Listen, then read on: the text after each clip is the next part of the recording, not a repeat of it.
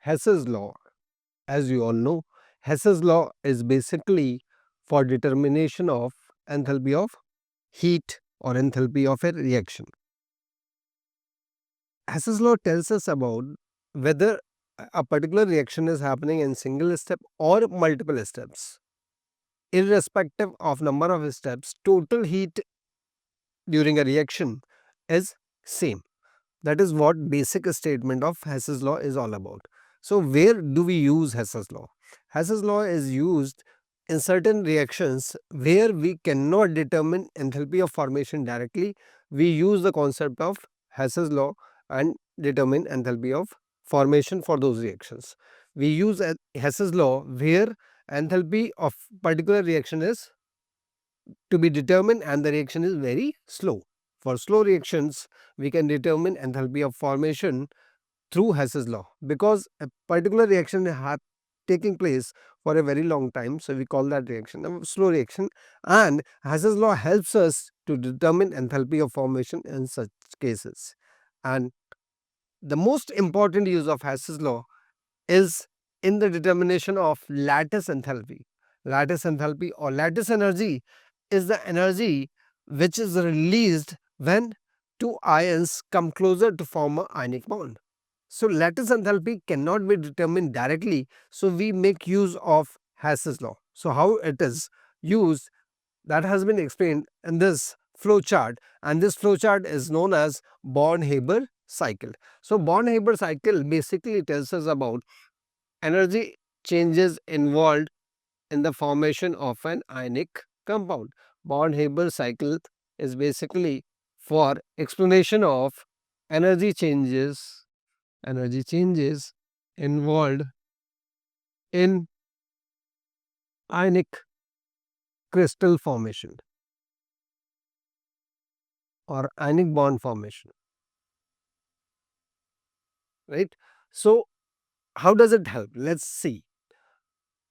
We have to we have taken an example where NaCl is the bond, is the compound or ionic compound that is being formed. So what is happening? What are the steps?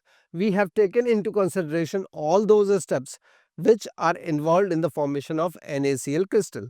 So what are the steps? Let's watch out. See, we have taken Na solid.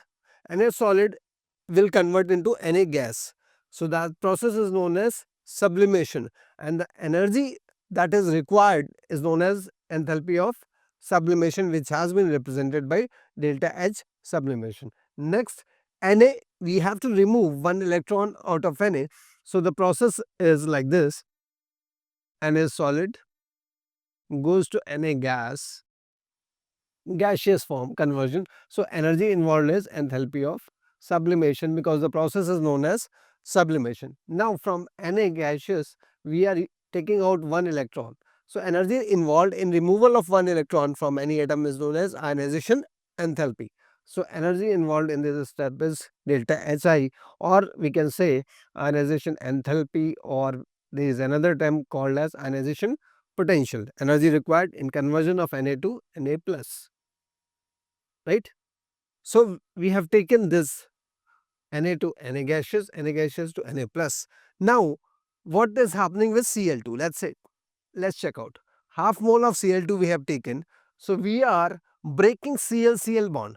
The energy required to break any type of bond is known as bond energy of that bond. For example, you can check out the energy required to break HH bond is called bond energy of HH bond. Energy required to break Cl-Cl bond is known as bond energy of chlorine molecule. Similarly, energy required to break H and Cl bond in HCl is known as bond energy of HCl. Now, we have Cl2, that means Cl-Cl bond is there. So energy we are taking half mole. So bond enthalpy is basically for 1 mole. So we have taken half of bond enthalpy over here. Half D means half bond enthalpy of Cl-Cl molecule, right? Now we have separated Cl2 into Cl. What is happening here? I'll explain it here. We have taken Cl-Cl molecule.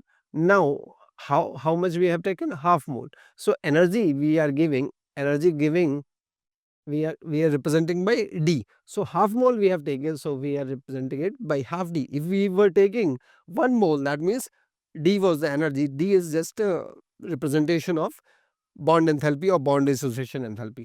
So this will convert into, we have taken half, so we will get 1 Cl, right? Similarly, bond dissociation enthalpy, we have taken half because half mole is taken. Next, when electron is gained by Cl atom, electron gained by Cl atom, it is converting into Cl minus. The energy changes happening over here are known as electron affinity or electron gain enthalpy, right? So electron affinity or electron gain enthalpy is the energy change happening over here. So Cl2 to Cl, then Cl to Cl minus. Now Na plus and Cl minus ions come close to each other to form NaCl, NaCl ionic compound. So the energy released when Na plus Cl minus come closer to each other to form NaCl. I'm repeating it again for you. When Na plus Cl minus come closer to each other to form NaCl compound, the energy liberated, released out of the system is known as lattice enthalpy.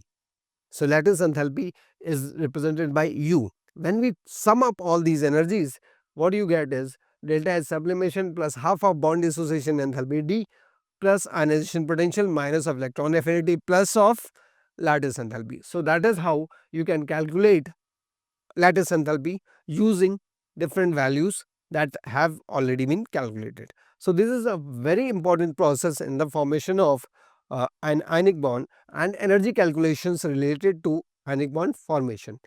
We have couple of more formulas over here.